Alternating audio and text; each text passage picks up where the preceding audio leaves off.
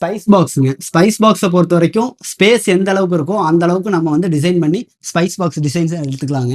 இதில் பாருங்க ஒரு டால் யூனிட் பாக்ஸ் அடிக்கிற ஸ்பேஸ். ஸோ இங்கே ஒரு 4.5 ஃபீட்ல ஒரு பாக்ஸ் டால் பாக்ஸ் அடிச்சு பார்ட்டிஷன் எல்லாமே நம்ம யூபிவிசிலே டிவைட் பண்ணி கொடுத்துருக்கோம்.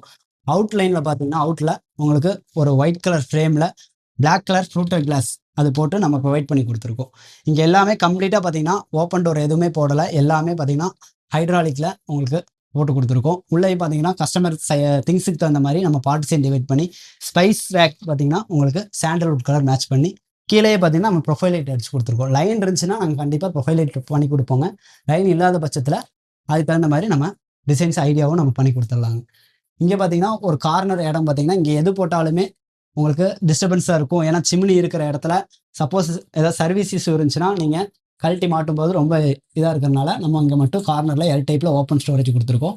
மேலே மட்டும் பார்த்தீங்கன்னா ஒரு சிம்னியை க்ளோஸ் பண்ணி கொடுத்துருக்கோம். அந்த சிம்னியோட ஷேப்புக்காகவே அந்த டோரை வந்து கட்டிங் பண்ணியிருக்கும். இங்கேயும் பார்த்தீங்கன்னா அதே மாதிரி ஒரு ஹைட்ராலிக் வச்சு ஒரு டோர் போட்டு கொடுத்துருக்கோம். கீழே ப்ரொஃபைல் லைட் அடிச்சு கொடுத்துருக்கோம். இந்த இடம் பாருங்க எவ்வளோ அழகாக வந்திருக்கு பாருங்க.